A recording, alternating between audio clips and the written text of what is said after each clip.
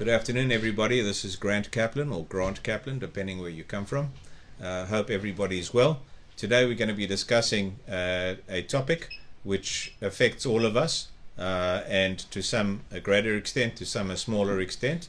Just to recap who we are, I'm a US immigration attorney, as you could probably hear, an ex-South African, still cannot lose the accent, or don't want to lose the accent. We have an immigration law office based in Florida in the United States. We have 3 attorneys, 14 paralegals. We're a full-service immigration law office. We cover all the full spectrum of immigration, business-related visas, removal-based cases, EB-5 petitions, and so on. And I'm going to be discussing each of them and how each of these may have affected you guys. Don't forget we are live, so we would appreciate a like, a love, a thumbs up, not a middle finger, a heart maybe even. Sorry, I have Kevin in the background here giving me his 3 cents worth, so every now and again I'll be distracted by him and making funny faces and whatever else he's doing over there. But we are live, as you probably can see, and I'll be looking from time to time at my computer to welcome any comments or any constructive advice or criticism or anything else or questions that you guys may have, because this is a dynamic topic. And as you can probably tell, things change from day to day and from week to week with the current government dispensation. So today we're going to be discussing particularly the impact of the government shutdown. How has that affected you? How has that affected consular processing, the processing of regular visas, the immigration courts, those people who are in immigration proceedings, those guys who've got visas that are currently applications or petitions that are currently pending, even green card applications or petitions that are currently pending. We're going to be discussing all of these things.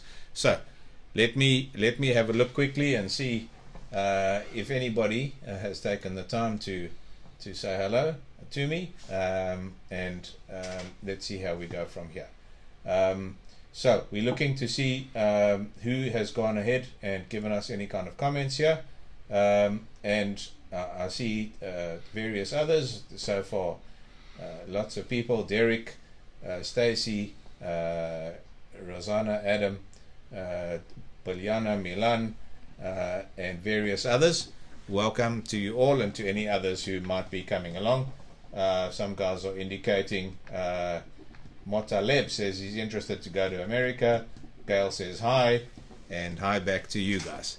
All right, so the government has shut down and has been shut down for 35 days. They recently reopened over the weekend, and the result of all of this is that there's general chaos and disarray as far as petitions are concerned, as far as the courts are concerned. What was shut down over the period is that the immigration courts were shut down, the EB-5 investor program was shut down, the E-Verify system for registering and monitoring employees in different companies was shut down, the Conrad program for doctors and medical professions was closed down, and various others. Those are now up and running once again as of today. However, with all of that in mind, there's a great degree of confusion. So all of those guys who are in removal proceedings, if you are in the unfortunate position that you need to appear at the immigration courts, today is the day that you should be appearing as scheduled. All of those people that were in removal proceedings and were scheduled to be in court over the last 35 days or so, those matters will be rescheduled. What was not affected were those guys sitting in immigration custody. Those proceedings were continued, and there was no particular delay over there. So, insofar as individual petitions are concerned, processing takes place as normal. Customs and Border Protection Services continue on as normal. The TSA, you may have noticed if you were traveling, was in some state of disarray. TSA workers, on average 10% of them either had reported sick or had not reported at all for work, and that caused some delays, aggravation, confusion at the airports and other ports of entry, all of which is not good news generally for all of the guys and people who want a visa or a green card or had anything to do with customs and border protection, immigration, ports of entry, anything like that. So all of this has led to a large degree of uncertainty and anxiety and angst, and I'm here in some respects to reassure you, and in other respects to give you some kind of directive or advice as to where we should be proceeding from here. So I've mentioned briefly, if you're in court and you're in the immigration system, please report as required, and courts are proceeding as normal. There will be initially, I'm sure, some degree of disarray and confusion at the immigration courts as everyone gets back into action. The immigration and customs enforcement agencies are fully operational. So in Florida, near where we are at the Miramar Reporting Center, everything proceeds as normal, and the US CIS offices continue on as normal for adjustment of status interviews, for naturalization interviews, and for everything else. Insofar as other visa applications are concerned, as always, please make sure that your applications are in place and are filed as comprehensively as possible and as soon as possible. So we can certainly look at that. Also, when you're giving us your comments, please tell us where you're coming in from, where you're tuning in from, and also give us your feedback and any kind of input that you have. If you guys enjoy these videos, please let us know. Give us a thumbs up or some kind of affirmative suggestion to show us that in fact you are giving us some kind of degree of support. So generally speaking, processing times are getting longer. For any kind of tourist visa application, tourist visa extension, these are taking longer and longer.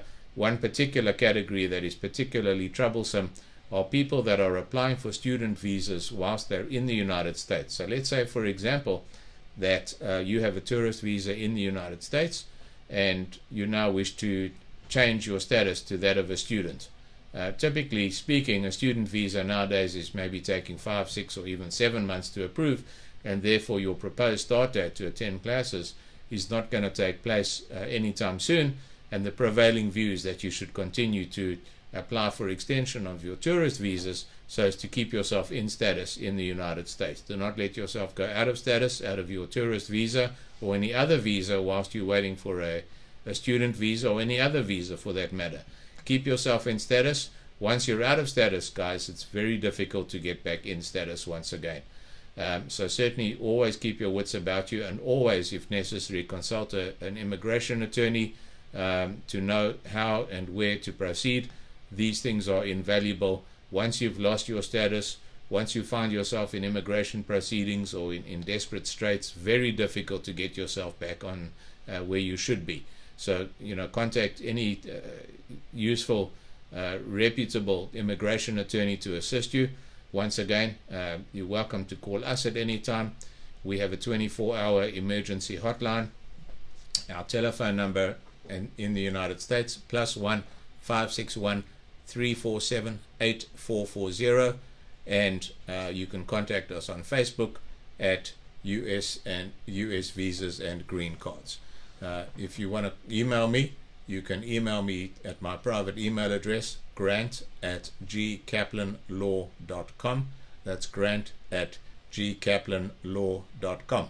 All right, let's see which of you guys has now given us the benefit of your wisdom, or any other suggestions that you guys may have. Let's see how we go. Have a look at the comment from there Derek. are a couple of comments over there. I see Derek has given us a comment here. We're just updating my screen over here. Let's see where we are. All right. Derek says wants to know how much the EB5 investment amount will be going up and when it will be going up. Certainly the prevailing view is that it will be going up shortly. That is one of the visa categories that has been shut down with the government shutdown. They're now up and running for at least the next 3 weeks. Hopefully there's not going to be another shutdown. They will schedule another date by which they expect the EB5 petitions to go up. They were supposed to go up at the end of last year. They extended it probably within the next 2 to 3 months. I would suggest that it's going to be going up by the estimate is probably at least $950,000. So if anybody is of the view to proceed by means of an EB5 petition, now is the time to do it. And again, welcome to contact us. We work with some reputable regional centers. Of course, you can go with any regional center you like. And again, our contact numbers +1 561 347 8440, and my email address grant@gkaplanlaw.com, and on Facebook, US Visas and Green Cards. All right, let's see. A couple of guys are saying, please call me. The way to proceed with all of you guys is, unfortunately, I'm not going to be calling you. You need to email us. You're welcome to call us at any time, and we certainly can have a look and see how we proceed from there. All right, so let's proceed in the meantime with some other observations. Immigration is becoming more difficult, guys. There's no two ways about it. Applications and petitions are being scrutinized with extra care as far as immigration is concerned, or depending how you think about it, with extra frustration and irritation for those guys who have filed it. There's more requests for further evidence than ever before. Right behind me is my fax machine, and when we file something typically with premium processing, which is expedited processing, the premium processing unit will typically send something back by fax machine and then mail it. So any kind of request for further evidence, or in the unfortunate event that there's some kind of a denial, these may be sent by fax, and we typically would receive those. They also send out electronic notifications, the premium processing unit, and one advantage with the premium processing unit is that it's possible to speak to them telephonically if we need to. So certain times we can clarify some things occasionally, or perhaps more than occasionally. USCIS makes errors in spelling and dates and whatever it is. It's certainly possible to speak to them. Some of the other units are taking longer and longer to process the petitions. I've mentioned previously tourist visa applications. If you typically you're allowed in for a maximum of 6 months at a time, and you're allowed one extension in the United States, and these petitions are taking longer than 6 months to adjudicate. So by the time the petition is approved, the 6 months typically has gone. That does not mean that because immigration takes more than 6 months to adjudicate the extension, that you can simply remain. Of course, if you are filing for an extension of 6 months, and that 6-month period is coming, at best, you would have got the 6 months that you could remain in the United States, and therefore you need to leave prior to the end of that 6 months. Of course, take all documentation with you, and another rule of thumb is always be prepared for any interview or any encounter with immigration or customs and border protection. Always have all documentation with you and be prepared to answer any kind of questions. Needless to say, don't misrepresent yourself. Immigration has, and customs and border protection, and all government agencies for that matter, has access to all the information. So when they ask you a question, typically they have an answer. And at the border, more and more frequently, they take access to everything that you've got. So they can look at your cell phones, they can look up your records, they can look in your luggage, they can ask any question you like. And of course, you have the option either to show them or not to show them. If you do show them, then of course they will take advantage of that. Of course, you could always withdraw your application and say, I'm not coming in anymore, and leave the United States. Of course, you're seeking an affirmative award or visa, therefore it's in your interest to produce everything. In fact, I was at an interview last week in Nashville, and my client happened to mention that he made a proposal to his then fiance at a lake somewhere in Tennessee, and immediately the officer said, show me on your video, on your camera, where you proposed to her. And of course he then had the option to either show him or not show him. Fortunately he had it there, and he managed to show it to the officer, and the officer was satisfied.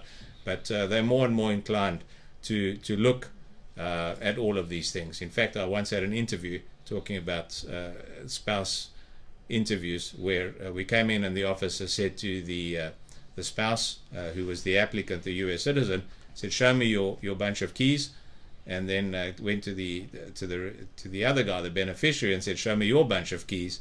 And he said to each of them, show me which one is the key to the front door. So, or the other favorite is, give me your cell phones. And then he says, show me all your text messages to each other. So, again, the name of the game is full disclosure, to be as honest and forthright as you can in any kind of application that you file, in any kind of proceeding with immigration, because more and more, as I've indicated, their inquiries are becoming more aggressive, for want of a better expression, and they want to get to where they need to go. Don't expect any warm-blooded friendship from any kind of officer. They're not your friends. They've got a job to do, and of course we need to give them the documentation and the information they want and need, and get out of their way as quickly as possible. All right, so let's have a look and see where we are with the next. I see lots of hearts and thumbs up, and even some interesting faces that are being broadcast over there. Let's see if anyone else has got anything positive to say to us, Kevin. Let's take a look. Let's see who else is over here. This is live, so of course we're just going to have a look and see. Where's everyone tuning in from? Anyone can give us an indication as to where they're tuning in from. That would be good. I see Vanda's got an interesting story there, and she's berating the government left and right about the shutdown and various other issues, and that may be. In the meantime, we can proceed on with a couple of hearts and signals and so on. Tell us where you're coming in from, and we can certainly chat to you. Certain countries, there is a greater dispensation to deny visas than others. In fact, I was on the telephone earlier today with a couple of people who happened to be applying for tourist visas, and they were denied outright, even though they had all the documentation, all the information that was required. At the consulate, as I keep telling clients, those officials have an unfettered discretion to deny you or to proceed however they wish to, without giving you any kind of reason. They say, we do not believe that you're going to return, or whatever it is. They don't need to give you specific reasons. They'll come out with a letter, which is a typical sample letter, section 214B, denied, and you're on your way. That doesn't preclude you from refiling, of course, but again, it goes back to what I said earlier. Be prepared, put all of your information together, make sure that you have your ducks in a row, so to speak, and make sure that you're properly prepared. We also filed, on many occasions, we file waiver applications for people who otherwise would not be eligible to come in. They may have had some kind of criminal conviction in the past. They may have overstayed. There may be some other bar to coming in, and those people may typically be eligible for waivers. Another increasing tendency is for permanent residents who have some kind of previous conviction, even something small, for marijuana possession, say from 20 years ago, and travel and come in through the border. Again, Customs and Border has access to all of this information. They may see that you have a previous conviction and may place you in removal proceedings, or deny you entry, or even place you in immigration custody. So again, be prepared. Do not leave anything to chance. Immigration is a serious business, as you probably are aware. And again, seek advice, guys. Look to see where you could be properly prepared, that you are ready to deal with any kind of situation that may emerge. Again, our contact information: telephone number +1 561 347 8440, and my email address grant@gkaplanlaw.com, and on Facebook, US Visas and Green Cards. We have over 23,000 likes on US Visas and Green Cards. We have a Facebook page, Immigration to the USA, and we can certainly help you. You're welcome to call us. We do not charge for a consultation in the United States while we're here at the office, so we welcome you to chat, to call us at any time, to email us, and we'll be happy to assist you. Hello to guys from South Africa, Uganda, and all the other countries that have contacted us. Happy to help you, and we look forward to being of assistance to you. Kevin even says Somalia, would you believe? Some guys are contacting us from. So good stuff, guys. It was nice to chat to you. If there's anyone that is watching this after the live presentation, by all means, please email us, call us. Happy to chat to you. We've got a great team over here. We look forward to helping you guys. Kevin is just putting a last minute note through. I shudder to think what it is. He's saying, look at... He's saying, look at all the videos, guys. We've got a library of videos over here on all topics that may be relevant. There'll be upcoming videos in the near future relating to all kinds of other topics. We're planning to visit various countries this year, and we'll certainly have Facebook live presentations relating to those. We're on Facebook, we're on YouTube, and we'll be able to help you guys with pleasure. Very nice to chat to you guys, and look forward to chatting to you again in the near future.